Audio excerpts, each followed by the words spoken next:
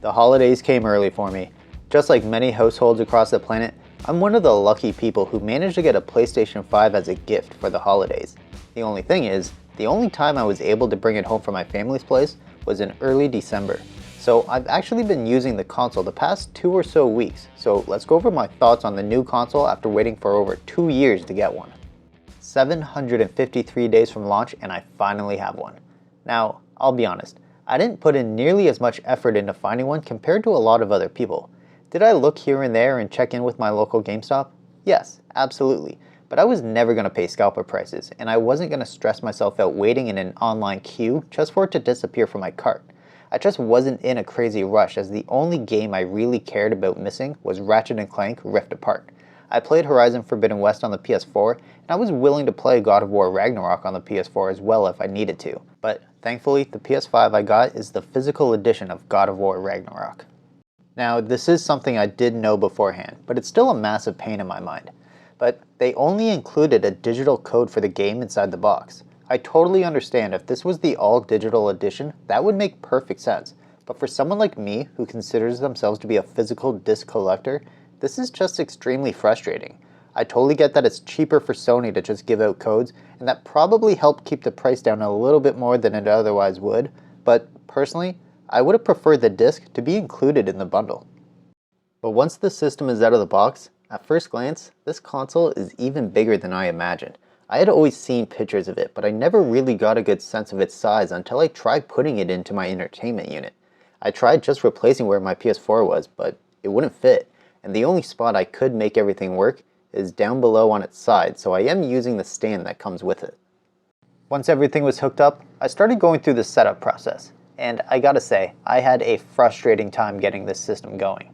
Now, because of the default settings of the PS5, I wasn't able to capture the setup process, but as I went through the steps, I got to the point where I needed to transfer my PS4 data, and because I had already moved my PS4, I tried doing it over Wi-Fi, even though that it would take a little bit longer, but this actually crashed the system. A message came up saying that the transfer couldn't be completed and the system would reset to factory settings. I was given no option to try again, it completely did it on its own.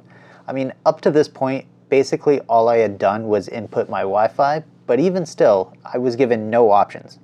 This time, I brought the PS4 back to the same TV, and I linked the two together through an Ethernet cable, and the transfer completed in under a minute.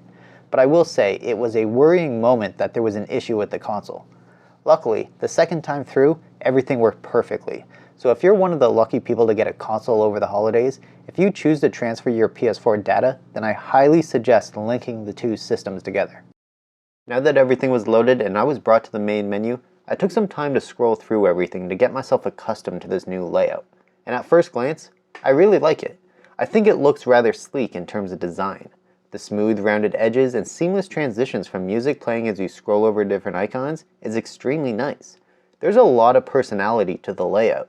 However, even though I really like the look of it, I'm honestly not a big fan of the user experience. There's nothing major that's an issue, but I do think there's a lot of small things that eventually add up. Like, why am I automatically following every game? And why is the full games catalog not alphabetical by default? It just feels wrong. I get it's a simple step to change it to how I want, but needing to do that every time just seems unnecessary. There are some good features too, like customizing the start menu bar at the bottom. I appreciate being able to remove the icons that I'm never going to use, and getting to check trophies while in game has become much easier. Everyone is going to have different features that they enjoy and different ones that feel like they've been implemented in a weird fashion, and after taking all the features into account, I don't hate the main menu. While it will take me a little bit of getting used to, and I think there's a lot of good features included, I definitely don't think it's perfect. But realistically, the main menu isn't something a lot of people care about. What they care about are the games. Now, if you have an existing account and you transferred your PS4 data, then you should have lots of games available, especially if you're a subscriber to PlayStation Plus. Personally, I'm subscribed to the lowest tier, PS Plus Essentials. I was extremely excited for the Retro tier when it was first announced, but the Retro capabilities and the list of games was extremely underwhelming to me, so I'm still waiting for the right time to upgrade. But even if you're not a subscriber, you can make use of your existing PS4 physical and digital collections, with lots of games receiving an upgrade for the PS5. While this is good, I think the implementation is extremely frustrating. First off, At first glance, it looks like some of your games are locked and unplayable. And when you click on them, the console suggests you purchase another copy of the game. It should just have a message that says, "Please insert PS4 disc," but it doesn't. So please don't be fooled into thinking you need to buy a new PS5 version of the game. The Store Games product page also suggests you can upgrade your subscription in order to play the game, but if you go to the three-dot menu, you can find a list of available versions, some to purchase and some just to download. So you can then claim your PS5 upgrade patch here for free, assuming the game you're trying to play has it included. Honestly, I think hiding the free upgrade behind the options of full purchase and subscription purchase is extremely bad. I understand they want to get paid more, but I think this is a very underhanded tactic.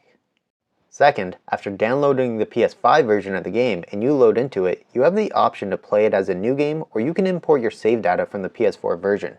But oftentimes, this means having both versions of the game installed on the PS5 at the same time. Going into the PS4 version, choosing which save file to upload, then moving over to the PS5 version and downloading the file. It just feels like it was an afterthought and isn't streamlined at all. Do I appreciate the ability to bring the saves over? Yes, absolutely. Do I think they could have found a smoother way to do it? Yes, absolutely. Now, here's an interesting quirk you should know before you decide to transfer your save files. If you choose to do so, you will automatically unlock the PS5 equivalent to all the trophies you've already unlocked for the game. Now, this is clearly a massive time save for a lot of people and a good way you can boost your trophy list. But if you wish to unlock everything again on the PS5, then this is something you absolutely should be aware of. But once you have all that sorted out and you get into the games, how is it? Well, the core experience is fantastic. Just like many people, the first game I played was Astro's Playroom, and I had an absolute blast. In fact, this is a game that I 100% completed and platinumed. The game comes with every PS5 console, so everyone can experience it, and I think everyone should. Will everyone 100% it? No, of course not, but I think it at least gives the player a really good idea of what the console and the controller are capable of. Motion controls, haptic feedback, the touchpad, it's all showcased and it all worked amazingly well. The game also looked great. Now granted, I don't have a 4K TV. I'm using a Samsung that is roughly 10 years old, but even still, it looks fantastic, along with all the other games I tried. Actually playing the games, experiencing the faster load times, and the improvements made to the games is fantastic. The difference in times for fast traveling in games is extremely noticeable and a welcome feature. What isn't a welcome feature is this notification about gameplay recording. Now, I remember this on the PS4 and it was an easy fix to get rid of, but for the life of me, I can't figure out how to disable it on the PS5. Everything I researched online said that it cannot be disabled, and if true, I think it's a massive shame.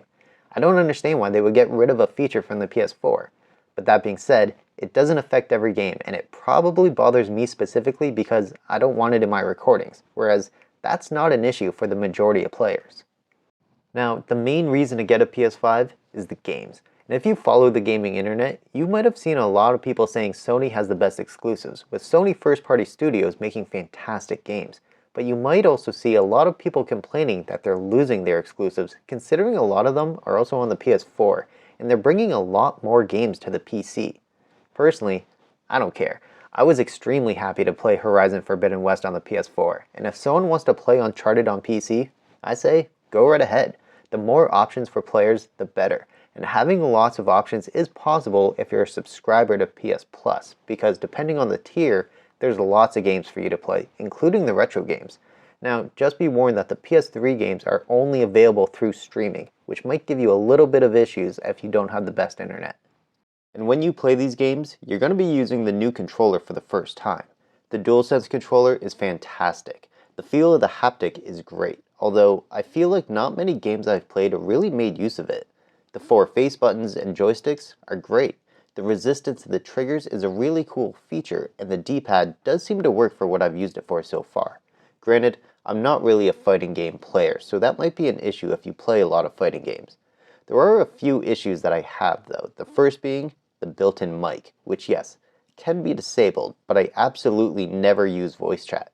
I just don't need it, and the fact that it's on by default is a feature I really dislike. In fact, it's one of the first settings I changed as soon as I could. The other is the PS Home button. I feel like it isn't noticeable enough. I think they purposely tried to make it unobtrusive, but by doing so, I tend to not hit the button properly. I'll probably get used to it over time, but after 2 weeks with the controller, I feel like I would have preferred it to be created like any of the older generation PS Home buttons. The controller also does have a relatively short battery life, which personally doesn't really bother me, as I don't care about playing with the controller wired so it can charge, but I do know it'll frustrate a lot of people, so I figured I would mention it. After about roughly 2 weeks with this system, I've experienced some highs with games like Astro's Playroom, and a quick shout out to Hot Wheels Unleashed, as that game was surprisingly fun even though I don't really like racing games. The controller, even with the mic and PS Home button issues, is extremely well made, comfortable, and has really interesting features. And the sleek interface is really visually appealing. But I've also experienced some lows, with the PS4 data transfer giving me a scare that there was an issue with the console itself. The unnecessary default settings that opted me into things automatically was extremely frustrating, and the game's product page suggesting I purchase already owned games instead of giving me the upgrade option automatically felt like Sony was being extra money hungry. But honestly, the main reason for the console, the games, they play amazingly well. I never noticed any frame drops in any game I played. I haven't seen a glitch or an in-game crash, and the games just feel like they're made extremely well. Granted, that also has to do with the development of the games and not necessarily the console itself, but it should still be said because if the console wasn't up to par, then the games wouldn't work properly. But aside from the games and the playing experience, I feel like the out-of-game user experience is underwhelming. Yes, there's interesting features like recording a clip when you get a trophy, which can be disabled if you prefer, but there's also features that I assume would be there that aren't. Looking at you, blocked scene notification. I see myself playing this console all the time. I see myself playing a ton of games on here because that's where the games are and the in-game experience is fantastic. But I don't see it replacing my Series X as my main entertainment machine. I mean, as someone who watches a lot of YouTube, TV, movies, I can't even download the Discovery Plus app on the PlayStation. Is that a major loss for a gaming console? No, of course not. But it's just an example of how I feel it's an incomplete out-of-game user experience. That being said though, I wasn't looking to replace the Series X as my home entertainment machine because the main reason why I wanted the console are the games. And God of War Ragnarok and Ratchet & Clank Rift Apart are games that I can't wait to start. And knowing how the majority of first-party Sony games are, I'm pretty sure I won't be disappointed. Along with their upcoming announced games of Final Fantasy XVI and Spider-Man 2, I can see myself having a blast playing games on the console for a long time coming. And there we have it, my thoughts on the PS5 after about 2 weeks of using it. I know lots of people are still struggling to find the console, so hopefully you were able to find one this holiday season. If you managed to find one, let me know the first game you want to play on the console. And if you already have one, let me know what games make use of the DualSense controller. I'm interested in seeing what the controller can do. And if you're interested in a backwards compatible game you can play on your PS5, then be sure to check out this video right here.